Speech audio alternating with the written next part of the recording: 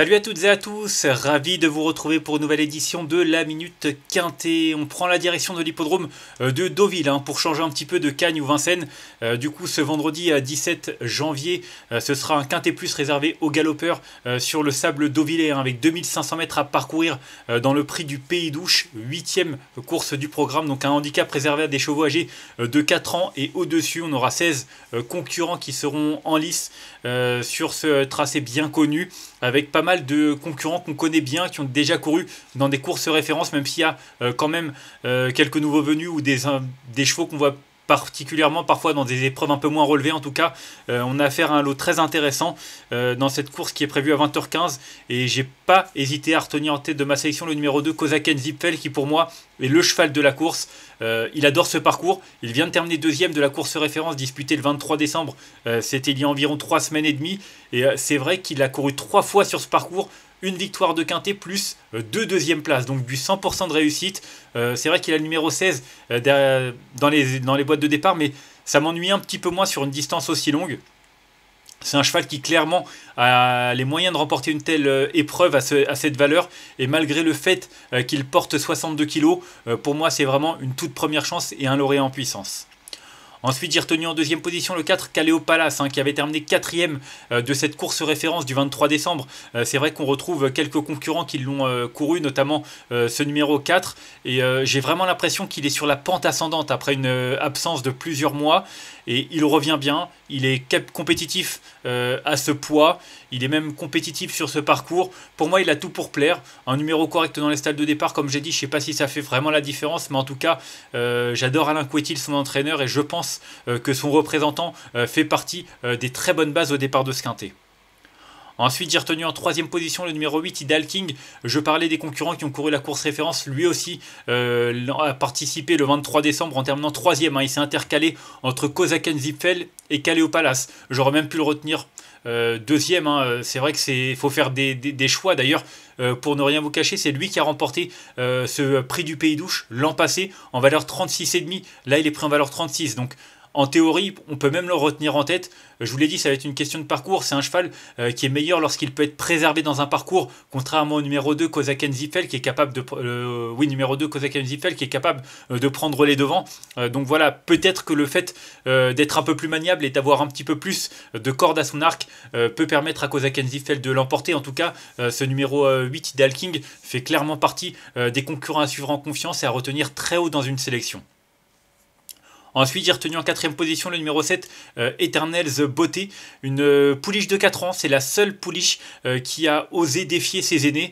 Et c'est vrai qu'elle a montré de la qualité, que ce soit à l'âge de 2 ans ou même depuis son retour à la compétition après plus d'1 an d'absence. Elle a vraiment dévoilé un potentiel intéressant. Elle a été rallongée avec pas mal de réussite, puisque elle a couru 2 fois sur ce parcours, une 5e place. Puis, en dernier lieu, une 2e place. Elle a affiché vraiment de gros progrès. Maintenant, c'est la première fois qu'elle affronte ses aînés. Ça, c'est une donnée à prendre en considération. Mais clairement, en valeur 38, elle est compétitive. Pour moi, elle n'a pas atteint ses limites, loin de là. Et si elle arrive à bien se gérer face à ses aînés, je pense qu'elle est capable de leur offrir une très belle réplique.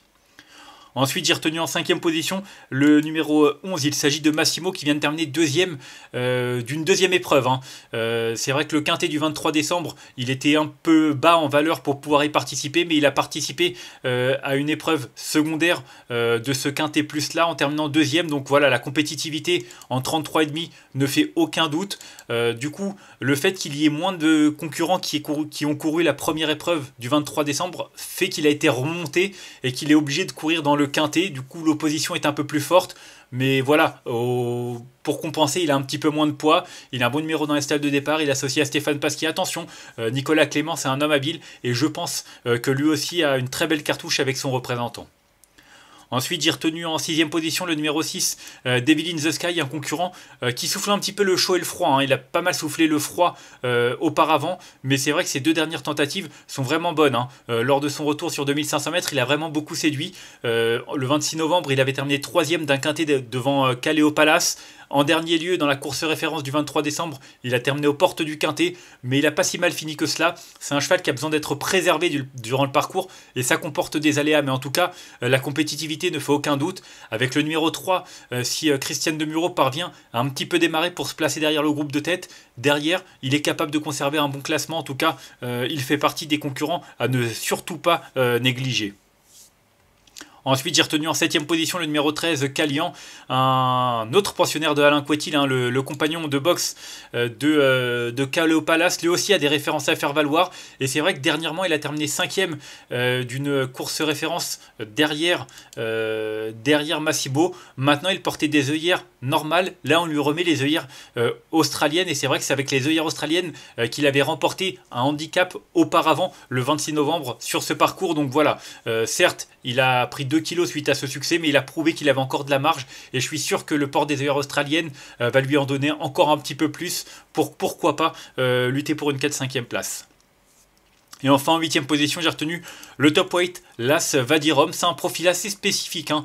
Un cheval qui est passé par la case réclamée à plusieurs reprises. Maintenant, il vient de s'imposer dans un handicap du côté de Marseille Vivo. Alors certes, le lot était certainement un petit peu moins fort. Et c'est vrai que, quoique avec Village Anglais, il y avait quand même Village Anglais, il y avait Force Tranquille. C'était pas si mal au niveau du lot qu'il gagnait. Maintenant, la donne change. Il porte 62 kg dans un lot bien plus relevé. J'ai regardé ses statistiques également sur ce parcours. En 4 tentatives, il compte 3 victoires. C'est quand même un sacré pourcentage de réussite. Mais voilà, face à une telle opposition et avec 62 kg, pour moi, c'est juste un placé potentiel. Et enfin, en cas de non partant, j'ai retenu le 5 Bozio qui a repris un petit peu de fraîcheur, hein. Il avait un petit peu déçu le 26 novembre derrière Kaleo Palace ou encore Devil in the Sky. Il était favori et il n'a pu faire mieux que 8ème du quintet. Du coup, son entraîneur lui a donné un petit peu de fraîcheur, hein. Il l'a laissé souffler. On sait qu'il aime bien avoir comme ça un petit peu d'espace entre deux courses. Ça peut faire la différence, d'autant que l'entraînement de Nicolas Perret est en grande forme. Donc attention, ça a beau être un regret, ce numéro 5 Bozio, à cette valeur, clairement, il est capable d'un coup d'éclat.